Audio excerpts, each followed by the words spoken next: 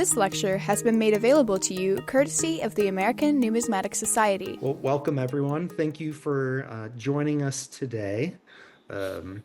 We have three of our curators here today, so I'm sure they're familiar faces, but Peter van Alfen, who is the chief curator, and Margaret Thompson, curator of Greek coinage, David Yoon, the Salton Curator of Medieval, Renaissance, and Early European Numismatics, and Jesse Kraft, Resolute Americana Assistant Curator. Lucia had hoped to join us, but she's sadly out ill today, but it should be a great presentation regardless. And with that, I'll turn it over to you guys. All right, thank you everyone for joining. I'm going to see if I can figure out these buttons that I was just told how to do to share the screen. So today, if you guys aren't aware, is National Backwards Day. So that's the kind of premise why we decided to have the Brockages and Retrogrades long table to show things that are backwards. Not necessarily us curators, but the coins themselves. So I have a very brief PowerPoint that just kind of explains what brockages and retrogrades are, just in case anyone isn't necessarily familiar with them. So what is a brockage? It comes, some etymology here. Brock comes from fragment, Middle English brock, meaning to break or broken, plus a suffix. The earliest known usage is from 1879 in the 10th reprint of Master of Mint in English publication. So brockage is a striking error when a struck coin remains in the coinage chamber and becomes the die itself. So a struck coin remains in there and starts striking other coins that subsequently enter the coining chamber. On the coins that come after that, those are actually the brockages. The result is that one side is regularly struck from the other die, and then the what would be the reverse or the obverse is not there, and it's actually a mirror image of that first design. So I have some examples below. So you have an obverse of a coin, plus the mirror image of the obverse on the other side, or you can have a reverse of a coin and the mirror image of the reverse on that side. Here's a little brief drawing of how they're done. So you can see in the first image to the left, two dies and a coin comes in. That coin gets struck. In this case, the coin gets stuck to the obverse die or the top die, and then another blank comes in, and then itself starts getting struck with that coin on there. Not all brockages does the first coin have to get actually stuck there. It can get just remain in there for whatever reason and not properly ejected, but a lot of the times they do get stuck and create a die cap. They're not a modern error. They've been happening for literally millennia at this point, from antiquity to the modern era. There are some periods in numismatic history where brockages are more prevalent. In antiquity, it depends on the place and time. In the medieval period, David Yoon and I were talking about this. They're practically non-existent. There are maybe a couple out there, but from what David tells me, coining at this time was more of a one-person operation. So, you're more likely to see them happening. During the screw press period, so from like the 16th, 17th, 18th century, they're pretty darn rare because it was a multi-person operation, but one of those people was specifically, their task was to operate the coining chamber, so they were more likely to see it happen. Once fully mechanized machinery came into play, they became somewhat common. So there are some variations. You can have them struck with or without a collar, complete or incomplete. Then there's actually different stages of brockages that can exist. There are some related errors, which I actually did bring some die caps. There's brockage makers. So die cap is when the first coin actually does get stuck to the die, and you'll see with some rather significant results. Brockage makers kind of resemble a coin, except with Not the quite same result, so you don't get that die cap error. And then there's also counter brockages, where a brockage starts to strike coins as well. Retrograde. So retrograde is when part of or the entirety of a design is mirrored to what is otherwise normal. They're not brockages, which are also technically retrograde in design, but they're not quite the same thing. Retrogrades are engraved into the die rather than a striking error that creates the retrograde. This can include single numerals or letters, larger design elements, or even the entire die. There are known cases where these are intentional, but most of them are unintentional from what I would gather. And because they are engraved into the die, the element is raised into the die rather than incused like a brockage. And this is also on every struck piece. So it's actually a die variety rather than a striking error. So I'm going to pass it over to Peter van Alfen, who's going to begin. We're going to kind of go chronologically with this. Thanks, Jesse. So we're going to start, this first coin is going to be from the very beginnings of coinage. Most of you, I'm sure, are aware that coinage began in what is today Turkey in Western Asia Minor, and the very first coins that were struck towards the end of the 7th century and into the beginning of the 6th century were struck in this electrum alloy. This was a man-made alloy of gold and silver. One of the most fascinating series of coins from this early electrum production is this series of coins that has a rather enigmatic and a rather long inscription, which happens to be retrograde. The Greek on this inscription, which, let me see if I can sort of point here. So it begins here and it reads from right to left, going here. And the Greek, I've put it above here. It's phanos emi sema, meaning I am the sema of phanes. Sema is a Greek word meaning sign, symbol, what have you, and it presumably refers to this stag that you see on the obverse of the coin. So phanes is saying, essentially that, I am the one responsible for striking this coin, and this is my symbol, this stag, which represents my authority, much like a seal or something.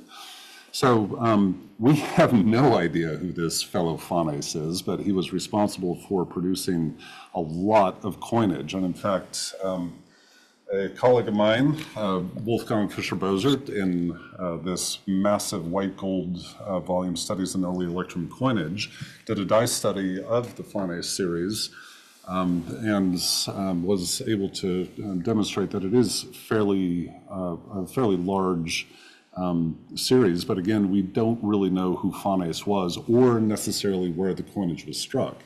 But what is curious, again, about this inscription is what exactly was going on, not in terms of the meaning necessarily, but why was it written backwards or retrograde? If we look at sort of the larger context of the way that inscriptions were being produced at this time, there was this phenomenon which we refer to this as boustrephedon, an inscription which is written in this way, where it starts off, as you can see in this example here, where it reads, "This is an example of text that has been written out in the boustrephedon style," where it goes one way, turns around, and goes the other way. The word boustrephedon comes from this Greek term, meaning essentially as the ox turns, as it's sort of plowing along. So at the time that this coin was produced, we do have, for example, a number of inscriptions, such as this one, which is an account that was written on lead for this temple of Artemis at Ephesus, where the inscription is in fact written in this boustrephedon style, where it starts off going this way, and then goes this way, and then on like that. So, one of the questions about this inscription on the coin of Phanes, was this intentionally written retrograde, from right to left, or perhaps was the die engraver just doing it from left to right without really considering the fact that this would be reversed when the coin was struck? One thing to keep in mind about that, though, is that there are a number of different dies for that stator and that stator and that inscription as well, and all of them are retrograde. So, really curious and interesting example of an early retrograde inscription, and really a rather important one. Now, when I was looking into the Greek collection for examples of brockages, I did find some brockages, of course, but I also found a couple of coins in the collection, in the Greek collection, that has a little note in the records indicating that this either was or possibly could be a brockage. One of the coins, as we'll see in a moment, is part of this sort of larger series of cooperative coins that were produced in southern Italy towards the end of the 6th century BC. And what is curious about these coins, they seem to have been produced as possibly some sort of cooperative effort, but the method of production was really unusual. These coins are very, very thin. They have a obverse design of one sort, which then is essentially replicated on the reverse as an incus. And so this seems to be replicating some sort of repoussé type metalworking technique, but as you can see, it also has sort of the appearance, in a way, of a brockage. And in fact, one of the coins of this early series from Tarentum was noted in the record as a brockage. And in fact, I have the coin right here, which we can take a look at in a second. But, you know, as I looked at this a little bit more closely, it clearly is not a brockage, and I'm not entirely sure who or why this brockage question mark was entered into the record. But it then, you know, really actually spurred the question, you know, in my mind, that if there was a brockage in this series, what in fact would that look like? And so I wrote to my friend and colleague, Wolfgang Fischer-Bozert, who is the expert in this early Italian coinage, and asked him, you know, are you aware of any brockages in these early coins? And he's not. You know, again, sort of a curiosity, but he did say, though, that in some of the later coinage of Tarentum particularly, he is aware of a brockage, and this was an example from his massive die study of that coinage of Tarentum. So that's what I've got, and I'll turn it over now to David.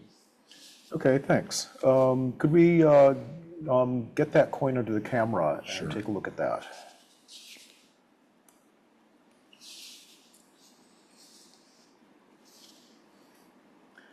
Okay, this gold trimissus was minted in Merovingian Gaul, where minting does not seem to have been closely controlled by the kings at all. Many coins were probably made by goldsmiths or jewelers who had some knowledge of metalworking, but not necessarily much experience with producing coins.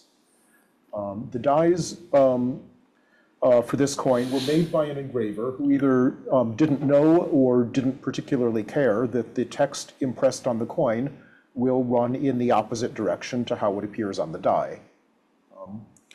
Now, since the text on this coin does not refer to any actual administration in Merovingian Gaul, this is actually referring to the Byzantine Emperor Justin II in Constantinople. Its readability probably didn't matter much anyway. Okay, that's my example.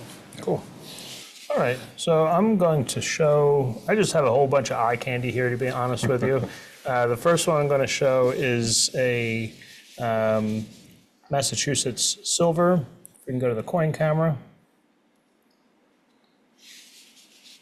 So this is very similar to what David had just shown, where some of the letters are in fact retrograde. You can see the N in the second N in New England right here.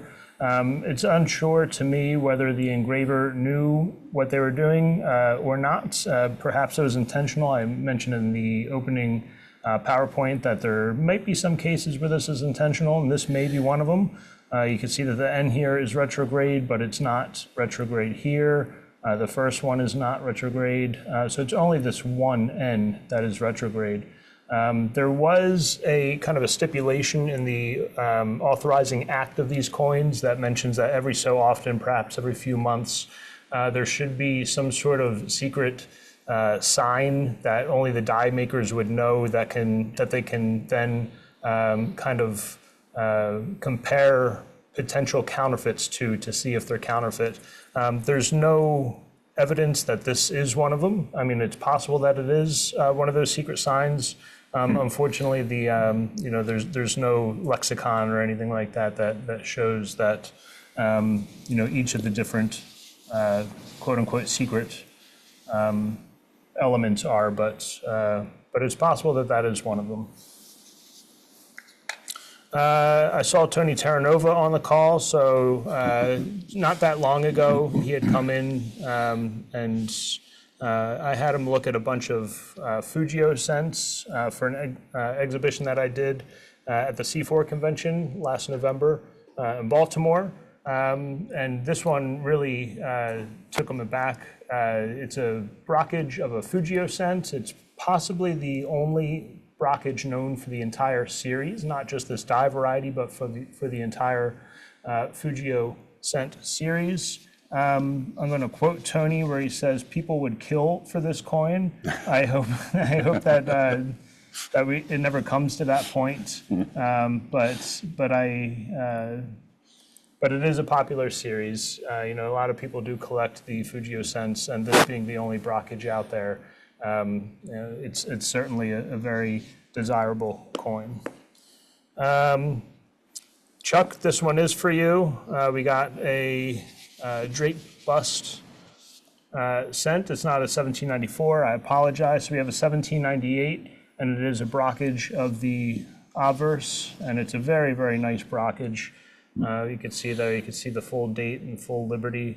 I hope it's coming in correctly. There we go. It just focused for us. So that's a beautiful, beautiful coin. This is, coincidentally, this is the first coin of the United States, the 1798 Drake bust, that its mintage surpassed 1 million pieces. Of any denomination, this is the first one. So they were in kind of overdrive in production this year, so you can imagine that some rather significant errors slipped through along the way.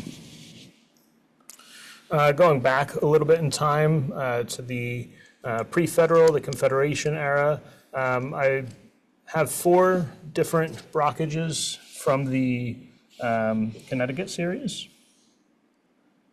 They might be a little bit difficult to see because they're a deep chocolate brown and not in the best condition to begin with. So there's the regular normal side. And then you can see the retrograde brockage there. See some of the bust. There's another one. You can see the bust. This one's a little bit on the worn side, but you can see Octori Connect by the authority of Connecticut. And then you can see that same, but in opposite there, along with the bust. Oh. There we go. Need to get some light on it. So there's a nice brockage of that. We have 2 here that are pretty interesting as they're each double struck, and the second striking is actually a brockage. So here you can see the quote unquote normal side. It's even the normal side is abnormal because it was double struck. And it was on the second striking where the brockage occurred. Upside down. So you can see part of the Octori Connect on that as well. So as a normal struck coin with the brockage, secondary brockage. And this is basically the same, but slightly different. See double struck there.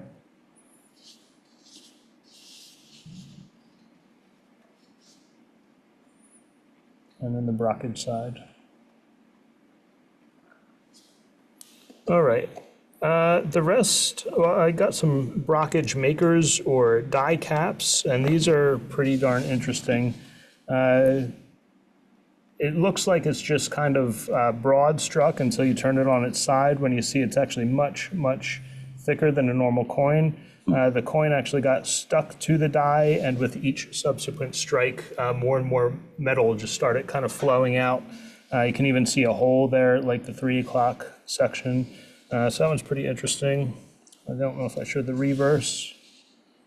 So that used to say, and still kind of does say 1 cent with the wreath, but since it became the die and just started striking so many coins, that side was essentially just obliterated. Actually, can you explain what you mean by die cap? So yeah, this coin was the first. This is the brockage maker, so it got stuck to the die, and it essentially, became a cap to the die, almost like a hat. So that's how where that name comes from. Just essentially caps the die. Is that very common? No. Oh. Yeah, not terribly common. There's another one, another die cap. These are all, I have 4 of them here, and they're all from the late 1890s. You can see it got kind of, and as the die caps and strikes more and more coins, the side that's being essentially used as a die just kind of spreads out more and more and actually grows in size. Wow. So this is a reverse die cap. And since the quote-unquote normal side gets stuck to the die and essentially gets struck over and over again, they often exhibit much stronger details than a normal coin. Just keep getting struck by the same die over and over again, whereas the opposite side just gets obliterated. So the details on that are much better than a normal coin.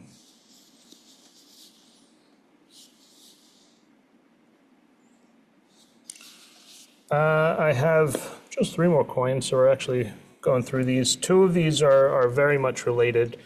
These are not brockages, even though they might look like it. They're kind of made, in a similar theoretical fashion. These are actually hub trials of the 1932 quarter. So a hub is essentially a positive die that's then used to, that's then pressed into other die steel to create a negative image and to create dies. So it's essentially a die that makes dies, but the design has to be in the positive. For this, instead of sinking it into die steel to make subsequent dies, they struck it into a piece of copper. So that's nothing. That's just plain down copper. But then you could see that it looks like a regular Washington quarter, except everything is flipped over. And we have another one of those.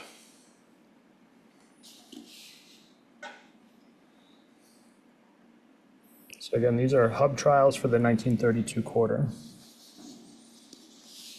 And that side is just machined down.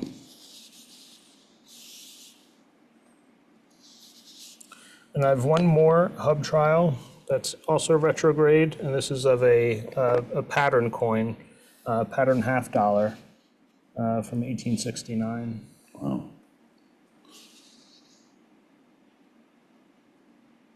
This was a design of James Barton Longacre, chief engraver at the time. Essentially a study piece. You can see some marks that he made on the coin for the redesign. So that's all the coins that we have to show. Peter, you actually didn't show your coin. Yeah, no, in fact, I can just pull this out and show it to you. So, if we can, yeah, there we go. So again, this whole series of these early coins produced in Sybaris, Metapontum, Tarentum, and so forth. Oh, and in fact, one thing I didn't point out on this coin, there is a retrograde inscription on this as well. But again, the obverse die and this reverse, even though this is incus and it looks like what a brockage would do, this is in fact a separate die, which is meant to sort of mimic in reverse what you see on the obverse. And so this is actually a separate reverse die and a separate obverse die, which presumably were somehow aligned in a contraption of some sort to make sure that these designs would align and create, again, this sort of repoussé technique. But again, the question that I had about this series was if there was an existing brockage known and what that brockage would look like, because the reverse of a brockage would probably look a great deal like that anyway. So, but again, Wolfgang was not aware of any brockages of these early incus type coins. But even though this one, again, was noted in our database as brockage ? I don't really see any indication that it actually is a brockage. So. I imagine that if there are brockages out there, they would be a little bit difficult to identify because you just assume that it's the regular reverse. Yeah, no, actually. Do we have any questions from our audience? I see Len telling Greg to control himself. That was probably wise. Actually, I do have a question about these die caps and the rest. I mean, presumably these were not found in circulation, right? Right. So how did these find their way into our collection? It is possible that they could have been found, not necessarily in circulation, but after they were released, because by that point they were being released in bags. So it could have just been capped to the die and then became dislodged and fell in with the regular coins. And then the lucky person who got the bag of the coin did discover it out in quote unquote circulation. But it obviously, probably wasn't spent at the store and such, but could have potentially, probably escaped the mint through natural channels.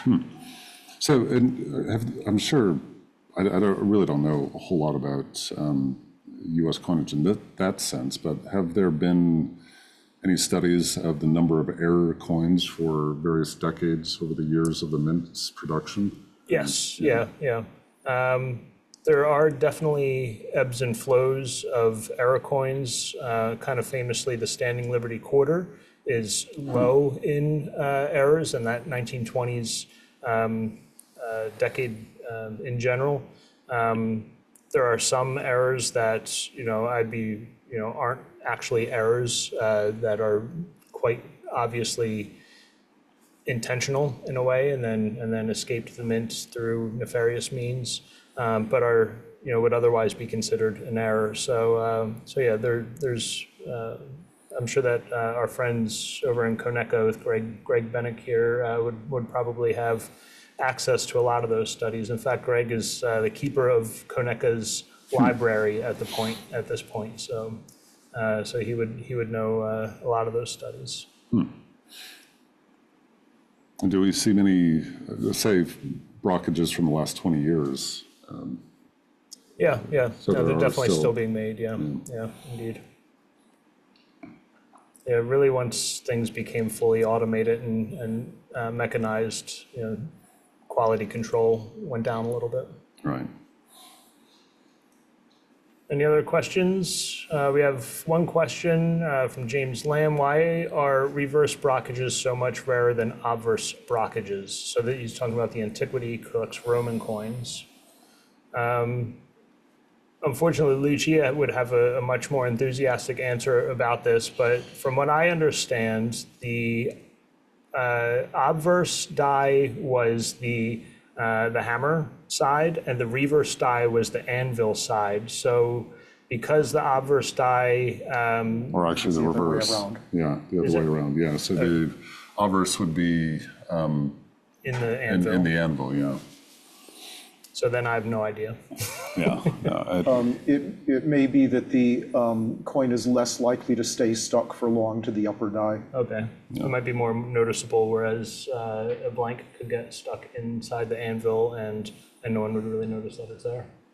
yeah. Greg says, Jesse, the two Indian suns you showed are actually a mated pair. I noticed during my visit. So I believe it's probably this one. I'm not sure which two, but I do recall that you had mentioned this to me, I believe.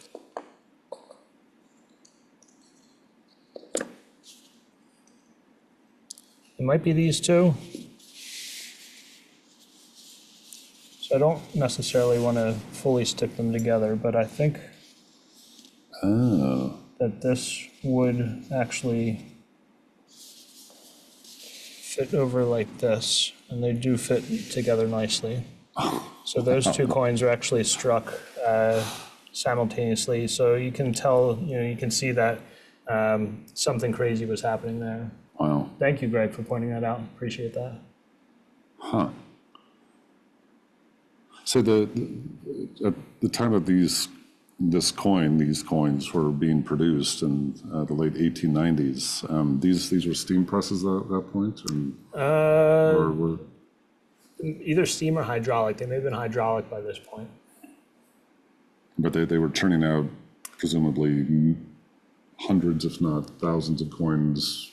Lots of coins, yes. Per hour, Indeed. if not per minute. Indeed. Yeah. Eric, didn't William Barber do the dies for the standard? Oh, you're absolutely correct. It was William Barber, not Longacre.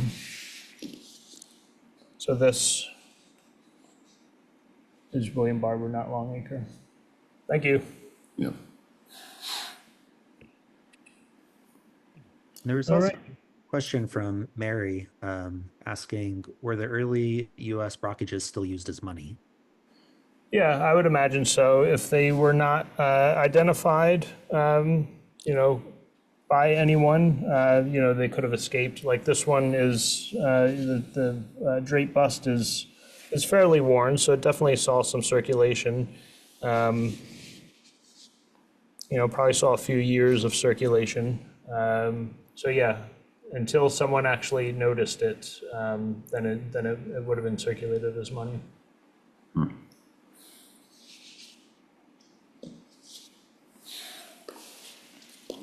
Jesse, could I make a comment? Of course. I don't know if you touched on this. I had to leave the meeting for a couple of minutes, but flashes, particularly in the early US series where there's retrograde transfers, the entire Liberty backwards appearing on the reverse of a $50, for example. Die clashes, is that what you said? You kind of cut out Yes. there half a second. Die clashes, yes. So yeah, die clashes, we didn't bring any die clashes out, but die clashes are when two dies strike, intended to strike a coin, but there is no blank there. And oftentimes elements of one side will get transferred to the other side, and those will be retrograde. Sometimes just small little elements will be transferred over, but other times they're quite significant. And as Eric pointed out, you can see entire words or busts of individuals on the wrong side of the coin. And unlike a brockage, which is kind of a one-time striking error, every single coin that is struck subsequent to that die clash will have those elements because it's in the die and it's striking each of the coins, unless the die wears down or if there's something else, or if sometimes with really significant die clashes, it'll get noticed and the coiner will try to polish them out. But with those exceptions, each coin that's struck thereafter will have those elements.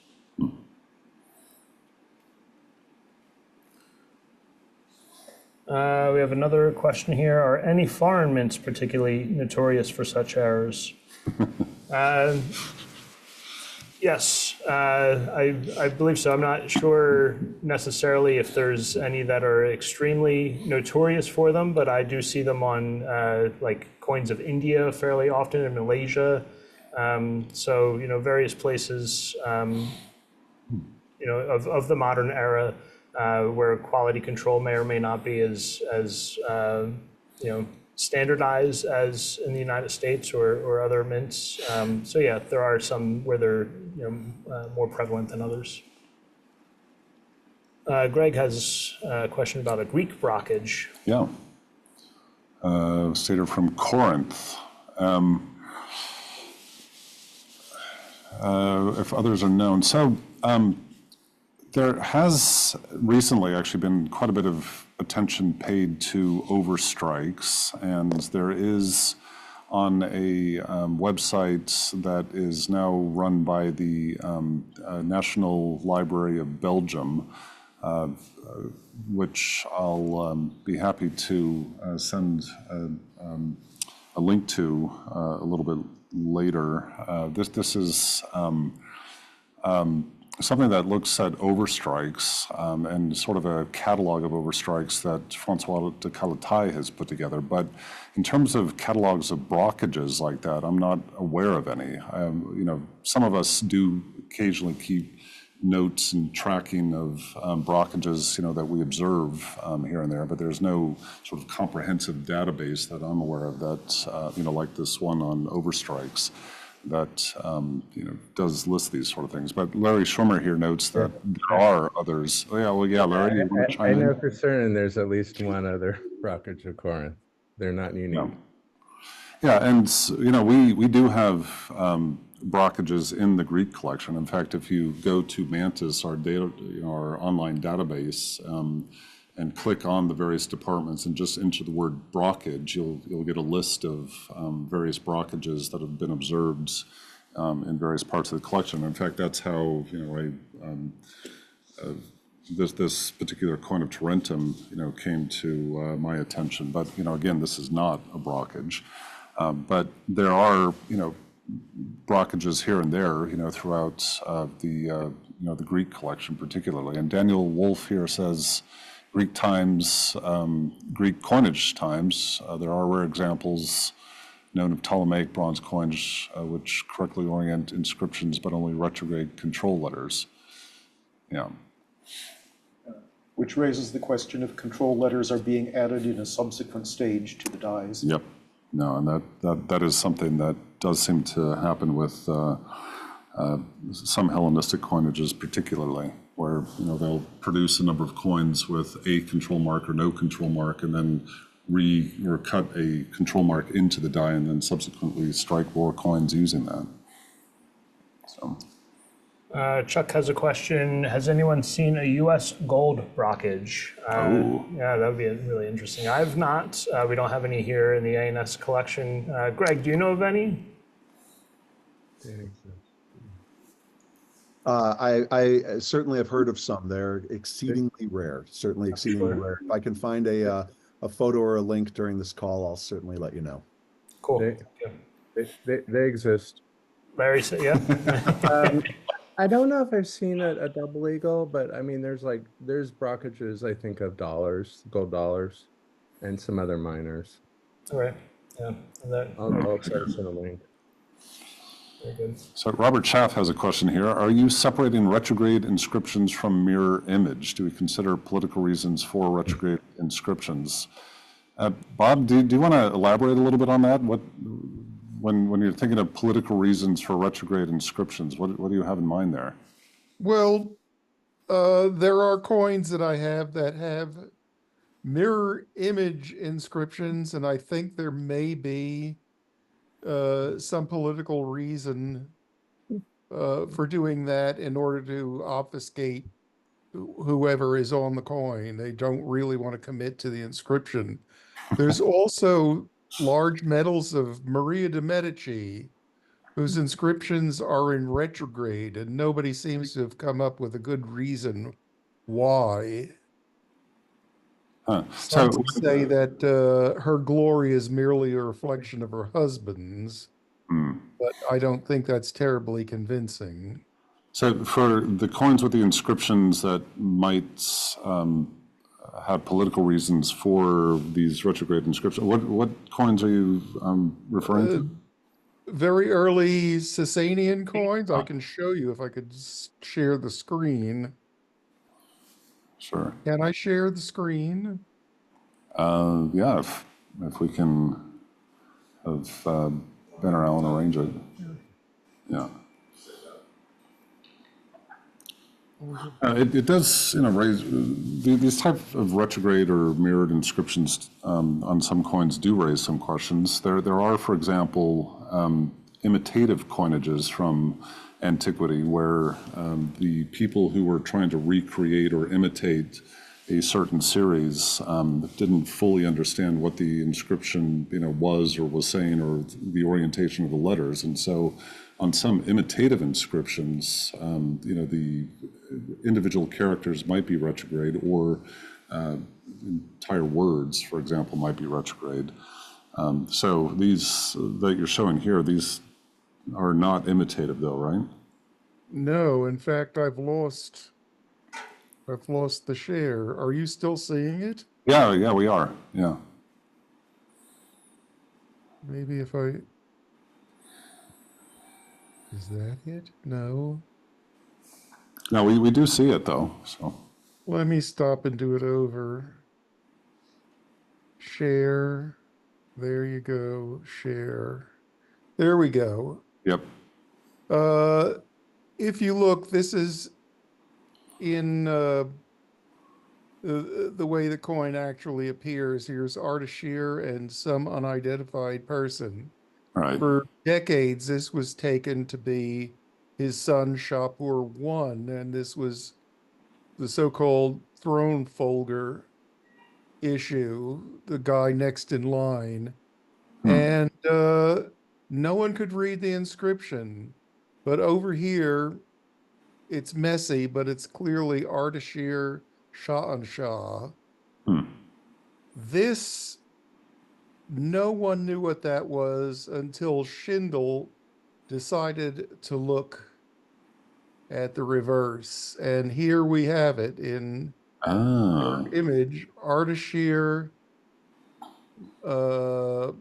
King Shah. And we don't know what this is. There seems to be two otiose strokes after that. Ehsan Shavarabi came up with an idea that this was his favorite eunuch who he made general in Darabgir called Abarsam. Right. And when Ardashir, presumably at the very end of his reign, probably in his dotage, loved the guy so much, commanded that his image go on coins and tapestries. And this could be it. And the problem with that is that, let me see, here it appears, these are common, the silver is rare. And this is the issue in question. Right. This is the metal and the style is typical of Sakistan.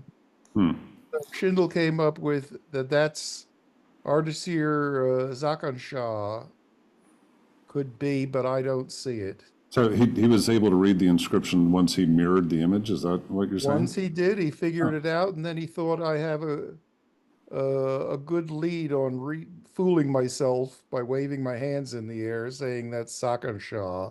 Well, it's something or other Shah, but we don't know. No, that's fascinating, and I would have no explanation for it. So, it's however, yes, possible it could be political, but at the same time, that must have raised Shapur's shackles, because my God, here you have this upstart eunuch with so much power. Yeah. How are we going to get rid of him? Oh, and he was introducing Christianity into the court. Oh, there you go. Another one. Thanks for sharing that with us. And as soon as Shapur came into power, he overstruck every one of these with Oh. his own coinage. And here you can see Yeah. whoever that is, the remains of it. I Awesome. have not seen one of this type that isn't overstruck. Fascinating. Well, thanks for sharing that with us. Do we have any other questions or comments or coins to share? I see Larry put a gold brockage up. I'm not going to, I don't know if I can actually click the link open, but. Let me stop sharing. Oh, I am stopped sharing. Oh, here we go. Oh, wow. The button. So you can see United States of America retrograde as a brockage. Yeah. So yeah, they do exist. I think that was Chuck's question as to whether or not.